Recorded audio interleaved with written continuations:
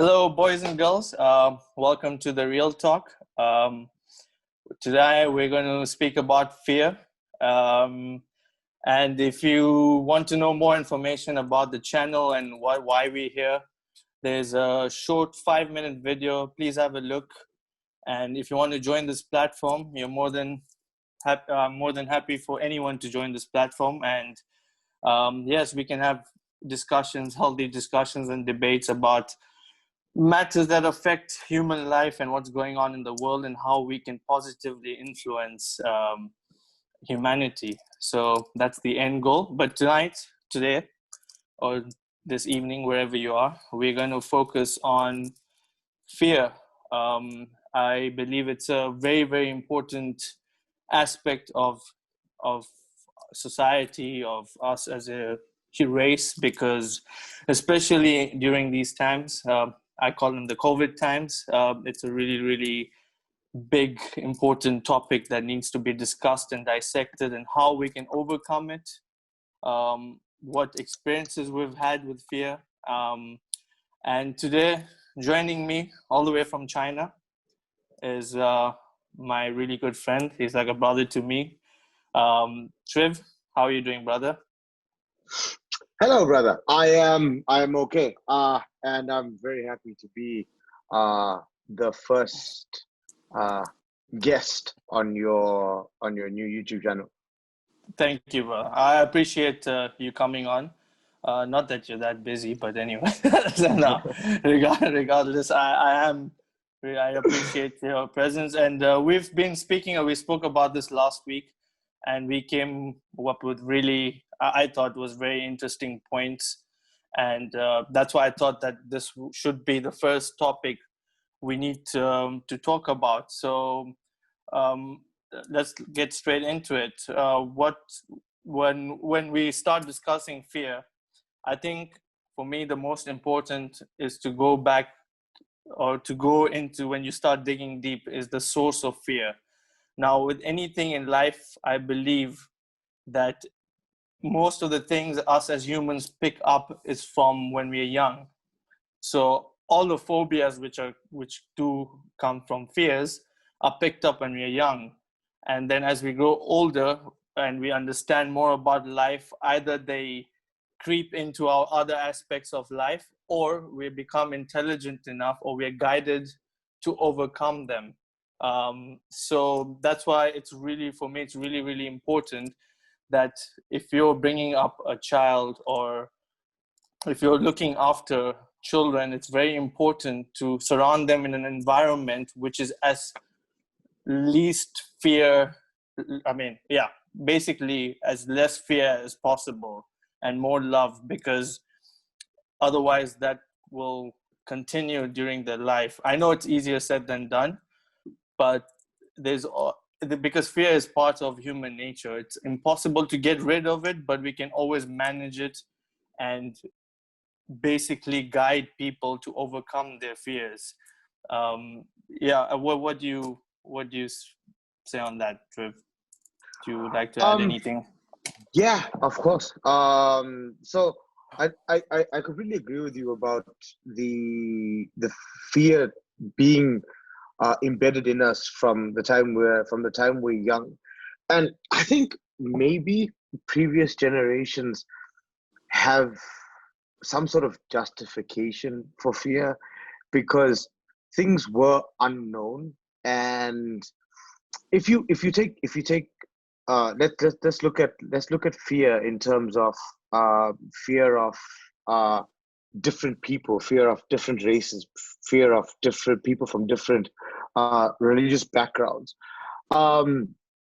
It's because we got knowledge in those generations through hearsay, through people telling us that, oh, do you know that these people, they eat this and they do that, and you need to stay away from them because they're dangerous. And I think it doesn't justify it from previous generations. Yeah. But I definitely don't think it's excusable now, because of what we have available to us. I think that it's important to for us now and for future generations to not just accept things at face value and be scared of things that we don't know, be fearful of things that we don't know, because we have smartphones that have basically all the answers that we need at a touch of a button, available to us. So yeah, I completely agree with you. I think fear definitely does start when we're young, and whether we acknowledge it or not, it has an impact on our daily lives, on things that we do, the way that we think, things that we don't do because of the way that we think. Yeah. Yeah, well, you made a really interesting point, and I completely agree with you about how the past generations, like our parents, our great grandparents, they didn't have the education, so you always fear the unknown, if you want to call it that. And now, like you said, we have smartphones, we have Google, we have all kinds of information all around us. At times, a little bit too much, but it's readily and easily available.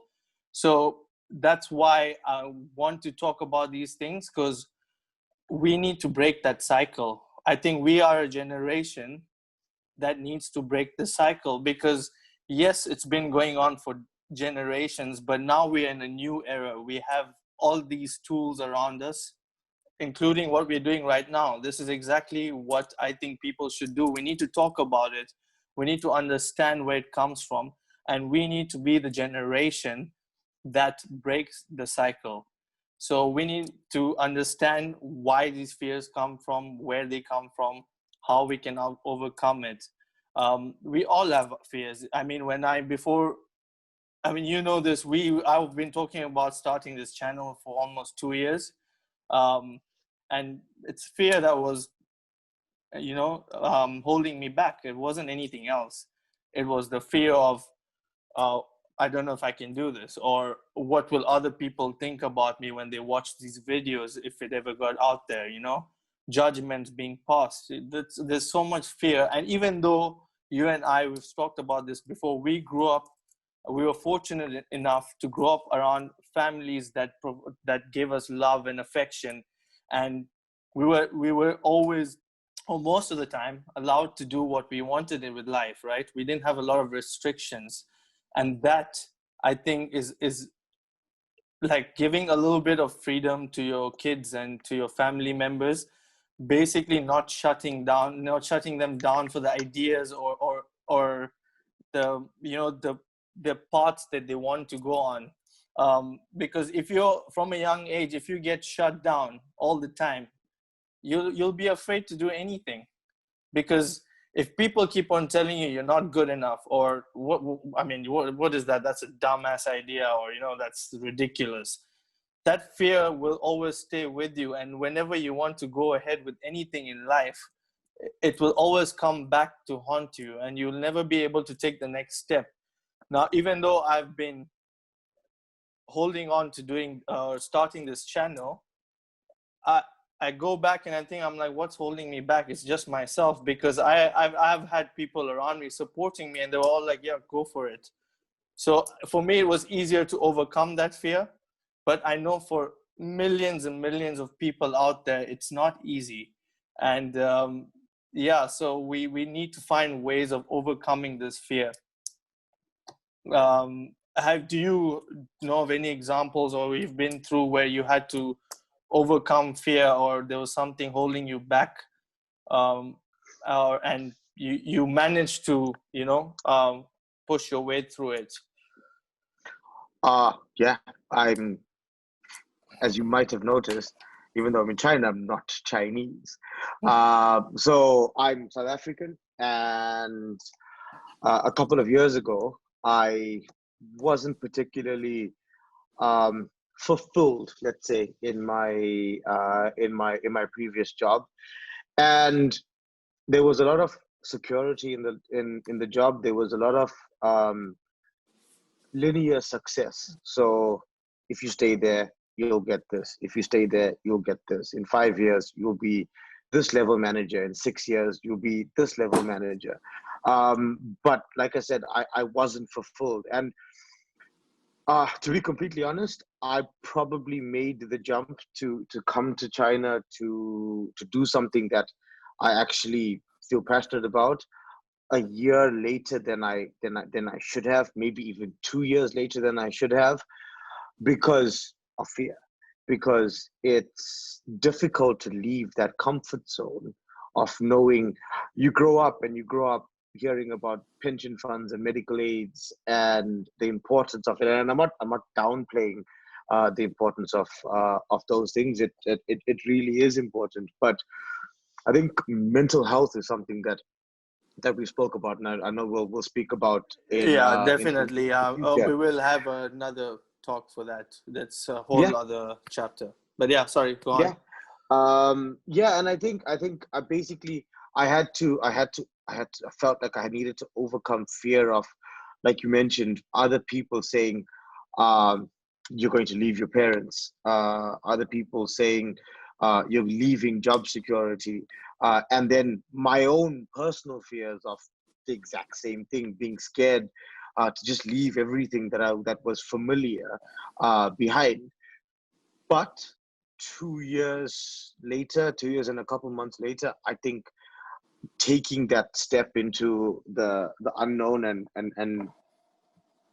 going against what it is that a lot of what was inside my head at the time was telling me, I think I definitely made the right choice. And I think had I still been fearful of the what ifs, I think potentially it could have been very negative uh, on my well-being, on my mental well-being, on my physical well-being, and just my general outlook in life. So yeah, I think definitely I think I've been through it. You've mentioned that you've gone through it with starting this channel, and I think it's something that holds everybody back at some aspect in their lives. Yeah, definitely.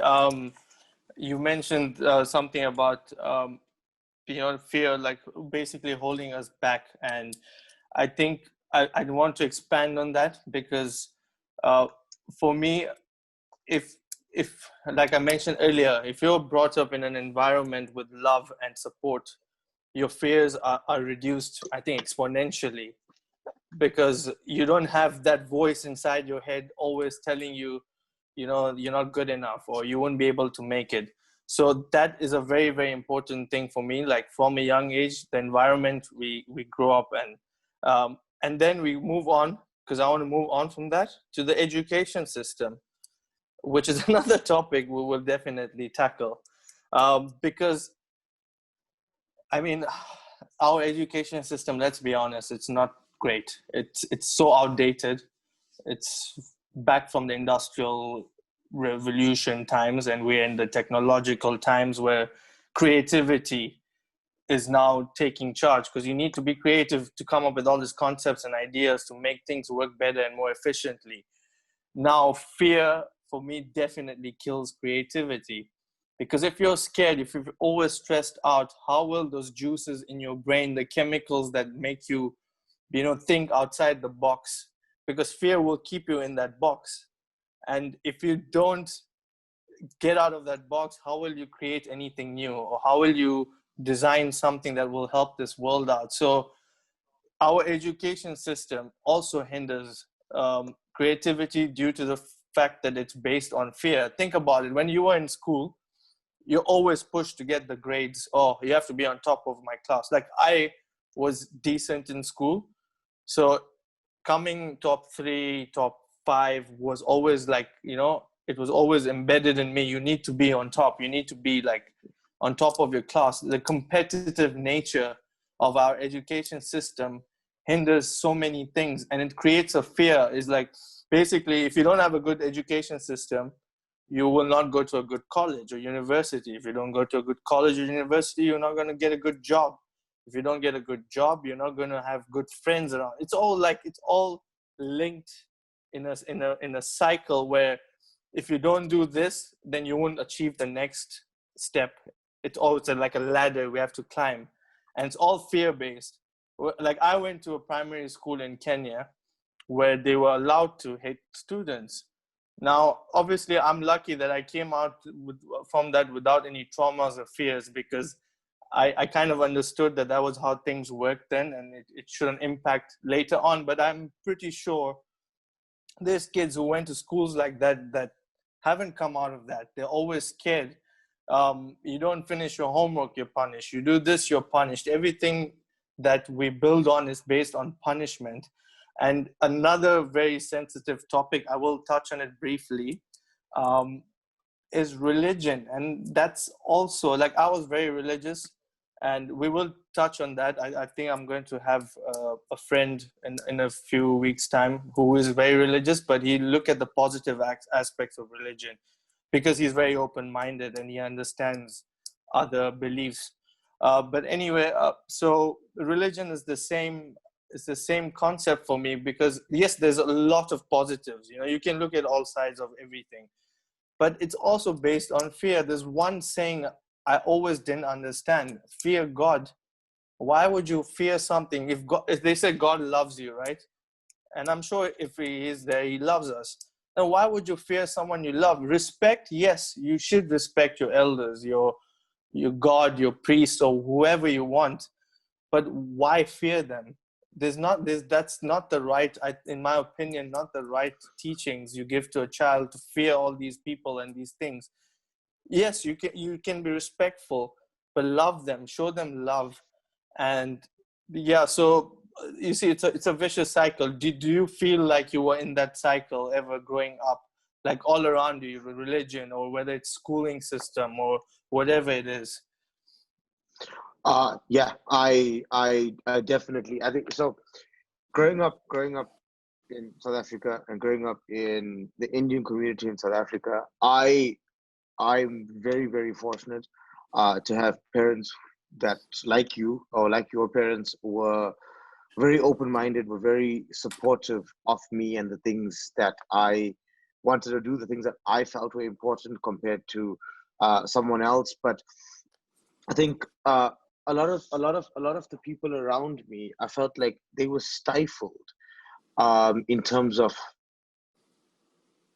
being creative, in terms of doing what they were good at. Because, like you mentioned the ladder. While you were talking about that, I was thinking that um, life is taught to kids in a very straight line, linear fashion of you go from A to B to C to D to E. And if you don't go from A to B, then your life is over. You will never get to Z. And I think that the only reason, because I definitely didn't go from A to B to C. I went from A to Y, back to F to W. I sort of went to Z and then came back to C. Um, and I think having a good support structure around me gave me the confidence to not let that fear of failure consume me and then stop me um, from finding what it is that was going to take me to Z eventually. And I think my parents played a massive role in that, in terms of they felt that uh, if if I wanted to do something, as long as I thought about it, thought about the consequences, thought about what I needed to do to make it work, as long as I was making decisions based um, on studying, based on not studying in terms of books, but studying in terms of doing research, finding out how things work, and whether jumping at a plane and coming to China, for example. I did lots of research in terms of which recruiters to use, which companies to use, how the visa system worked, and stuff like that. And 2 weeks after I jumped on a plane and landed in China, there was a lot of South Africans that were sent home because they didn't have the correct work permits. And so I think it's good to have a little bit of fear, and this will be an interesting thing to talk about, because I feel like my parents weren't fearless in telling me just go and do whatever you want to do. I think there was a balance of that fear, in that I knew that there were possible or possibly certain negative things that could happen from my decision, but I was never told don't do it because of the negatives. I was told try and find a way to make sure that you don't enter or you don't expose yourself to those negatives. And I think that might be quite an interesting thing. Also, using fear is as a balance to not simply just take the leap, shall we say? Because taking the leap blind might also be something that's negative. So I think, or that could But have sorry, negative. Trev, Yes, just because I want to actually add, not add, but yeah, just counter. Don't you think if you take the leap, right, even if it's a blind leap, and you fall, and yeah, basically you fall after that leap, it doesn't work out. Don't you think that's an opportunity to learn, even with taking a blind leap? Because I think in sure, every failure and every part of life, there's always an opportunity to learn. So maybe next yeah. time when you take that leap, you'll be more educated. So okay, so I think that I think that makes sense. I think that taking blind leaps or can have very positive outcomes, especially if you're the type of person that is able to deal with failure. Yeah. If you're able to deal with negative consequences in your life and come out the other end stronger, great. I think that's fantastic. I think that puts you in a very select class of people who are able to just brush bad things away and continue and move on to the next goal that they set to themselves. So I set for themselves. I think so. Yes, I think that does work. But I think there's also people who don't do well with under pressure. Let's say people that don't do well if um, if things don't fall into the correct um, into the correct way that they want everything to work, or that they've envisioned in their minds this is how it's going to work. So for those people, I think it's good to overcome the fear. And I think that what can also help them overcome fear is to use that very fear as a way to um, educate themselves, as a way to empower themselves to beat that same fear. If I'm scared of running 100-meter race, and I'm scared that I'm not going to be able to do it, I can use that fear of failure um, to to do my research, to find out how I can prepare myself to do that 100-meter race. I think it's a balance though between letting that fear consume you and to stop you from being creative, to stop you um, from doing the things that you want to do here, because up here that fear is consuming you. So yeah, I completely agree with you, Rahil. I think sometimes taking that leap is very good, and I think it can work really well. And I think sometimes it might also benefit you to use that fear in a as a positive thing, and to use the same fear that you have to then overcome that fear, if that makes sense. No, that makes perfect sense. And you mentioned something which I live my whole life, or try to live it by. It's called balance. And I think that's another thing we can talk about in another podcast or another video. Um, the the thing with and I completely agree with what you said about using, like in the beginning I said, we're humans. It's impossible to be completely fearless. Like, it's inbuilt in our nature that fear will always be a part of something. But like you said, how can we use that, or how can we overcome that to move forward, um, and to overcome or to achieve what we want? So use that, like you said, you use the fear to get more information. So when you're moving to China, you weren't just going there without any idea of what to expect, right? So I think you made some great points. I just want to come back, or well, not come back, but move forward, with taking fear and talking about how fear is impacting right now in the current times we live in. Obviously, the COVID's going around. So that is scary for a lot of people. And now, like we said, fear gives rise to a lot of things. And I believe, and I'm sure you do too, that gives rise to things like xenophobia or racism. It's because they don't understand your culture or where you're from and what you're about. It creates a fear, like you said, the fear of the unknown. So um, I think it's very, very important to understand people and what they're about and where they come from to get rid of that fear.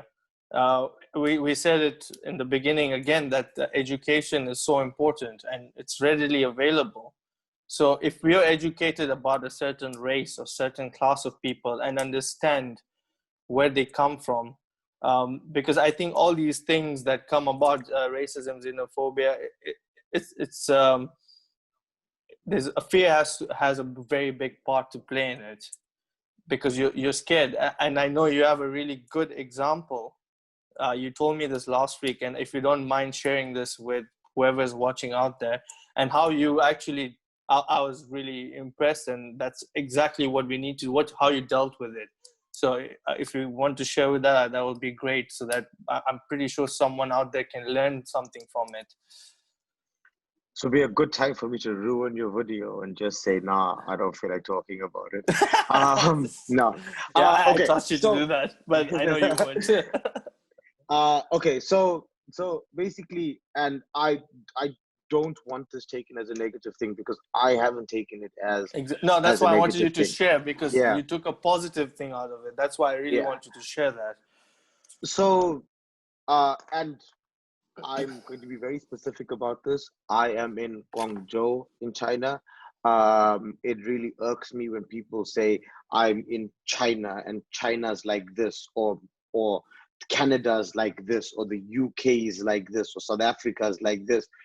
It's really bad to just use a country's name because you've had a certain amount of experiences in a selected area. So to be very specific, to be very specific, I am in Guangzhou, in China. And so my story was that after COVID, there is a Chinese social media platform, where it was a individual like you and me that put up a post about foreigners potentially carrying the virus. I believe that there was some factual basis to it, because some foreigners might have tested positive for the virus or something like that. But the post itself was basically exaggeration, massive exaggeration, that basically said all foreigners have COVID. And the result of that was that people were fearful. I had people jump out of a lift and decide to wait for the next one because I jumped into the lift with them, when or around the time that piece of social media information was shared with everyone. And that fear spread. uh, to a large part of the people, even the people that we're speaking about, like the people that have access to the internet, that are able to do research. They those very same people were also taken by that fear, and were making the same assumptions of foreigners. But the positive parts out of that, or the way that I've looked at it afterwards, is, for example, if I were to take a taxi, the driver would see a foreigner open all four windows. And it's easy to get annoyed by something like that, because I don't have the virus, dude. I've done the test 4 times now. I'm the same as you. I've gone through the same things as you. It's a global pandemic that we're all going through. Why are you making that assumption about me? And then I thought to myself, that driver has 2 kids, 3 kids. Maybe he lives with his mom or dad or his in-laws. Maybe he's the only, he's the breadwinner. He's the sole breadwinner in that family. That fear that is put on him by that social media post, it's not his fault. It might require him to do some information and not just do some research and not believe everything that he hears.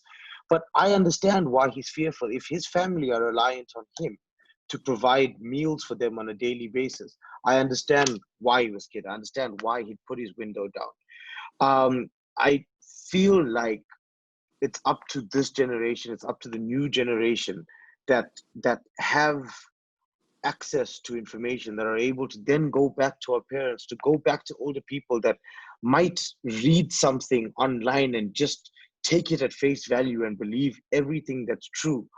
It's up to us to stand up and say, that's not how this works. This was what was put on social media. It's not true. And but yeah, I think instead of getting angry, because if he's scared of me, I get angry at him because he's scared of me. It just creates more and more and more anger and animosity. And then if something happens and I get angry and have an outburst at him, then there's there's a second reason for someone to fear a foreigner, because now foreigners are violent and foreigners are liable to have an outburst at you. So I think it's also important to understand why people have fear. And if someone is fearful of something, don't get angry. Try to put yourself in their shoes and understand where they're coming from. Yeah, and I think that's something that will help us. And then you, like you said, use education and make people aware of things. Yeah, thank you so much for sharing that. And I think there's a lot of good points that came out of that story. And the biggest one is being empathy.